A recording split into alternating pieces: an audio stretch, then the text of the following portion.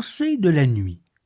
Le pasteur chrétien et auteur américain Norman Vincent Peale, qui est aussi spécialisé dans les questions psychologiques, est né à Bowersville, en Ohio, et est mort le 24 décembre 1993 à Pawling, dans l'État de New York.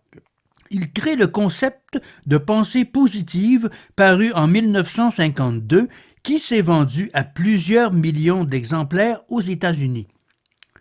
Il était pasteur de la Marble Collegiate de New York. Il était marié à la femme de lettres Ruth Stafford Peale et eurent 3 enfants. Adopter une attitude positive et développer la capacité de la maintenir sont les éléments de base de la réussite dans la vie. Avec eux, vous pourrez soutenir et renforcer votre motivation, votre enthousiasme, votre inspiration chaque jour et jusqu'au bout. Tel est le message essentiel. Et pour appuyer ce message, on vous présente des techniques spécifiques, des techniques que bien des gens ont trouvées hautement efficaces. Pour maintenir une attitude positive, il est d'une importance vitale de conserver un esprit enthousiaste en tout temps et en toutes circonstances. Les épreuves et les vicissitudes de la vie personnelle et professionnelle peuvent, si on le leur permet, refroidir l'enthousiasme et affaiblir une attitude positive. Et comme cette érosion de l'esprit est un processus de détérioration que toute personne créatrice souhaite éviter, il est essentiel de recréer une source d'inspiration constante. La régénération systématique et constante de l'énergie vitale est nécessaire pour conserver l'enthousiasme et la motivation à leur plus haut niveau.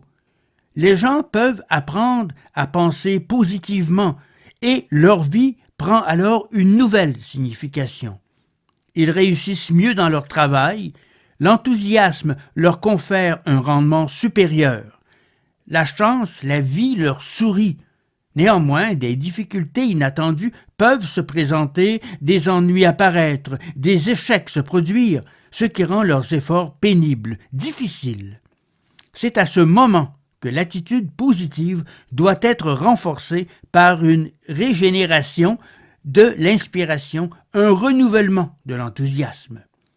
Nous voulons poser des principes simples et réalisables pour maintenir la motivation vitale sans égard à l'adversité. Nous montrerons comment, dans des conditions et dans des situations différentes, les ressources personnelles peuvent être exploitées en vue d'une action efficace. Un homme positif, remarquable, qui démontre la nécessité d'adopter une attitude positive renouvelable est le Dr Ian S. Marais, du Cap en Afrique du Sud, président de la Trust Bank. Le Dr Marais a fondé cette importante institution bancaire dans un modeste bureau d'un immeuble d'affaires il y a quelques années.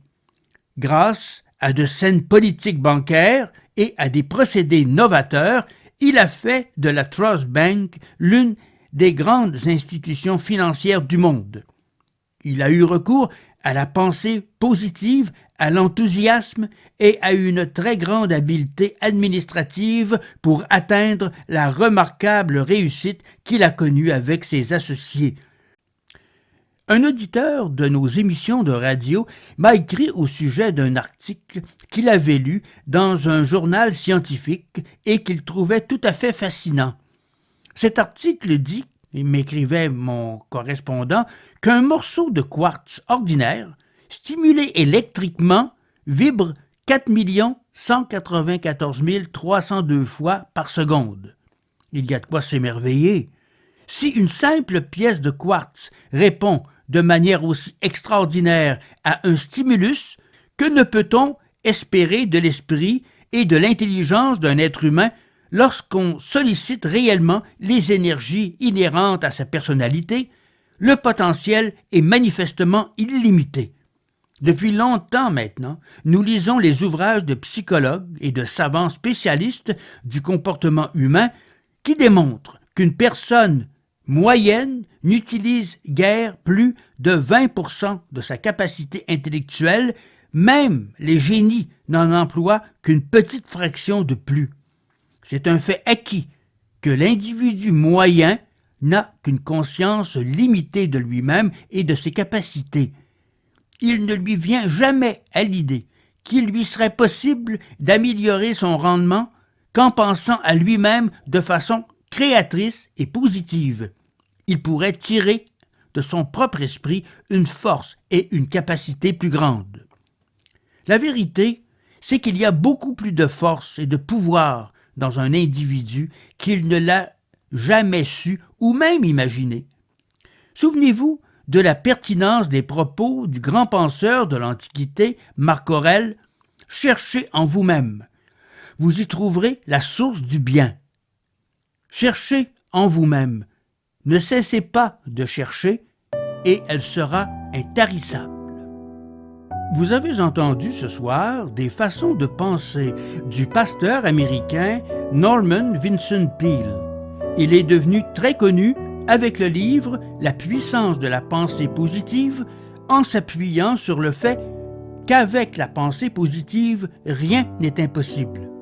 Lecteur, montage et réalisation, Carole Gagnon de Hameau Découvert à Québec en collaboration avec clicportneuf.tv.